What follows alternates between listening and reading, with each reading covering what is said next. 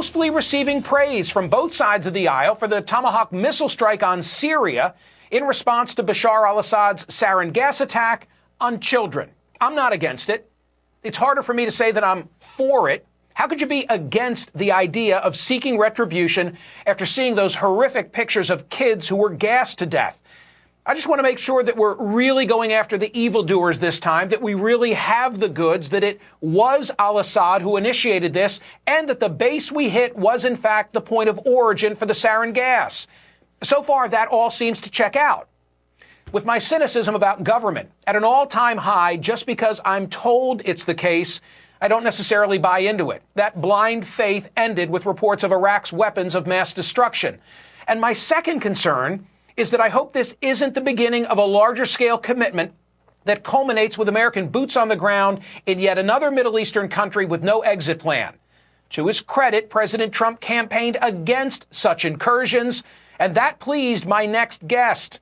Like his father, former Congressman Ron Paul, Senator Rand Paul has earned a reputation for non-interventionalist thought. During the campaign, he was on the receiving end of many of candidate Trump's more mocking salvos. But recently, he's emerged as one of the president's newfound friends. The two golfed together last weekend. Then came the Syrian strike. And putting friendship aside, Senator Paul has returned to his roots.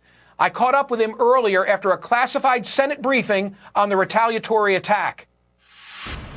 Senator, I know that on Friday there was a closed-door briefing for members of the Senate regarding this Syrian situation. Is there any reason to believe that the Russians may have played a role in that chemical attack that killed children? You know, I can't go into the details of anything from the intelligence briefing, but what I can say is that our government, our intelligence communities, our military is convinced that the Syrian government was involved with the chemical attack. Are you convinced that the target that we struck indeed is where that attack originated? You know, I guess what I've been more concerned is not the military aspects of the mission or even whether or not it will have any significance. My concern has been mostly that this is an inappropriate way to begin a war, that the Constitution says war begins with a vote in Congress, and that even George Bush, who was often treated mercilessly by the media as being so far out there, he came to Congress and asked to go to war against the Taliban and those who attacked us on 9/11. He also did the same in Iraq. And so I think this is a wrong-headed notion that we just skip the most important step, and that is whether or not we should go to war. Do you think that President Trump was wrong to be emotionally swayed by the photographs of those dead kids? You know, I think you'd almost not be human to be emotionally swayed by it. But in an era of television, you know, we see horrific images almost every day. We see the swollen, distended babies who are swollen, from malnutrition, from maybe their leaders stealing the food that comes in as aid and reselling it in the black market. We see people burned and beheaded throughout the world. So there are atrocities throughout the world. We just have to decide when we are going to intervene as a country, when we're going to put our young men and women, put their lives on the line. And we don't, frankly, do it for every atrocity in the world. Doesn't mean we don't have great sympathy, but we have to debate when and where we go to war. That's what our founding fathers asked us to do. Well, I understand that. And in trying to determine when it's appropriate that there should be a strike, there's a historical parallel that occurs to me. Would Senator Rand Paul have opposed the bombing of the tracks going into Auschwitz? Well, you know, I haven't contemplated going back to World War II, but I can tell you a more similar analogy would be Saddam Hussein gassed the Kurds, and then we chose to intervene. We overthrew a despot who had used chemical weapons on his own people, same sort of thing. But what we wound up with something worse. We wound up with an emboldened and empowered Iran. Now the same people who wanted to take out Hussein now want to take out Iran. So there can be an endless supply of enemies, and you have to ask yourself, who takes over next? Are they better than the current occupant? So are the Islamic rebels, the radical Islamic rebels in Syria, better than Assad? There are also 2 million Christians in Syria. They're being protected by Assad, and they fear the Islamic rebels taking over. So there's a complicated decision-making process as to who are the good guys in the war. if you talk about Auschwitz, it's pretty clear there was one bad guy and many innocents slaughtered. So I don't think that's necessarily a correct analogy.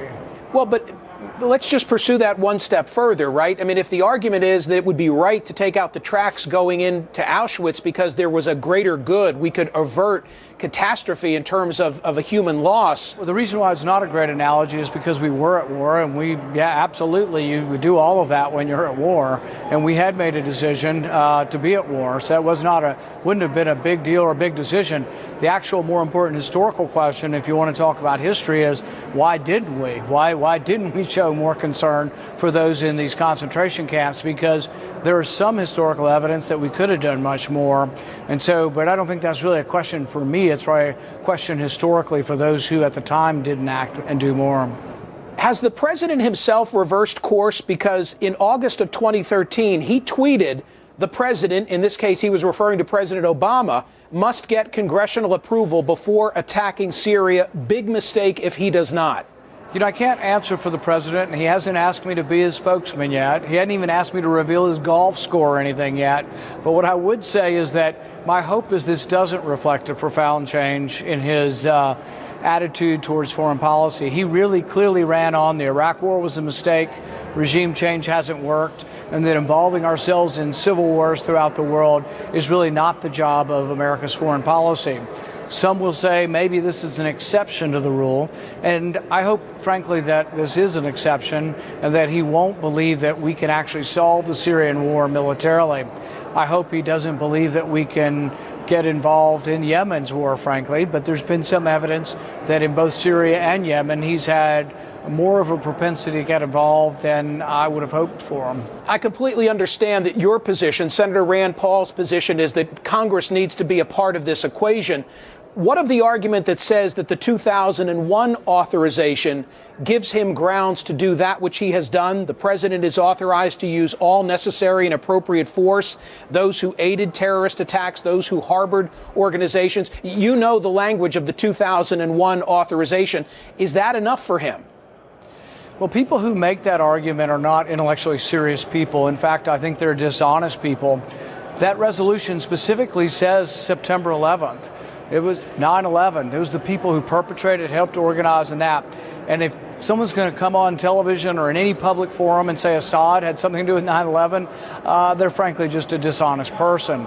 No, we cannot let one generation bind another generation.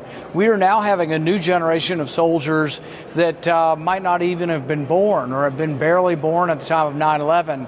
We have new legislature, which turns over periodically. And a representative democracy like we have, you should vote. I mean, the generation of 9/11 certainly shouldn't bind us to a forever war in the Middle East. I think it's absurd, it's wrongheaded, and frankly, intellectually dishonest. Was there a vital U.S. interest at stake in our retaliation? You know that President Trump has said that the potential for the spread of chemical weapons was that vital U.S. interest. Do you agree with the president? No, I think as horrific as the attacks were and as heartrending as the pictures and the atrocity and the children dying, I don't believe that there was a national security interest of the United States. And that's why you have the debate, because too often everybody knows the buzzwords, everybody knows the catchwords. It was in our vital interest. Well, that's the conclusion. So we get 100 senators together and we have a debate, and 435 members of Congress, you have a debate. Everybody's going to assert from their position that it either does or does not have a vital national security interest. But that's sort of like weighing the facts in a jury, and you can come to different conclusions. I think it's hard-pressed to believe that, I'm not saying it's a good thing that Syrians would have chemical weapons, but it's hard-pressed to believe that they have the ability to either launch them in any military way to attack us at home or bring them here somehow. It's not a good thing, and I think it's good for us as a part of the civilized world to unite and say we shouldn't have these things. And in some ways we should lead by example, and it was always troubling to me that we were the biggest stockpiler of nerve gas. We now have a big depot in Kentucky where we've been decontaminating it for 20 some odd years, but who are the people who thought it was a good idea for the U.S. to have the biggest stockpile of nerve gas? So fortunately we never used it, but you don't stockpile that stuff unless you have the intention someday of using it. On Friday, Nikki Haley said that this might be the beginning. There could be more action that we would take. How concerned is Senator Rand Paul that the net of all of this might be ground troops, American ground troops in Syria? You know, I asked Nikki Haley very clearly during her confirmation whether or not she would advocate for war not authorized by Congress. And in her testimony to me, she said she wouldn't. And so I take her at her word. She may not quite be understanding 59 cruise missiles as war, but I certainly hope that she and others will understand that increasing and escalating ground troops in Syria is obviously war. And, you know, the great irony is, look, we just appointed Justice Neil Gorsuch because all the conservatives said, hey, he's an originalist. He's going to obey the original interpretation as the founding fathers believed it. Well, guess what? The founding fathers also believed you should declare a war. So if we are originalists for Neil Gorsuch, couldn't we at least have a few Republicans who are consistent enough to believe in the original interpretation with regard to war? Final question. Are we being hypocritical insofar as we acted in the name of those dead children, but still refused to take on additional Syrian refugees, many of whom are kids? Well, I think when you look at what creates mass migration, what creates refugees, and what creates the death that has happened in Syria, it's war. And so people ask me that and they say, well, you know, aren't we going to help them? Well, if war created it, more war may well create more refugees and more death. I don't understand how more war is going to lead to less refugees. I do think, though, that there is an opening. And one of the tragedies of all this Russia craziness right now is it probably does prevent us from having any kind of meaningful dialogue, because anybody who wants to talk to Putin about a political settlement and helping Assad go away, anybody who wants to talk about that, myself included, will be called by the McCains of this world a friend of Vladimir Putin. So as long as we have that kind of stupidity involved in the debate, it makes it very hard to get to what President Obama said and many other thinking people said, that the answer in Syria is ultimately a political solution. Senator Rand Paul, thank you so much. Thank you.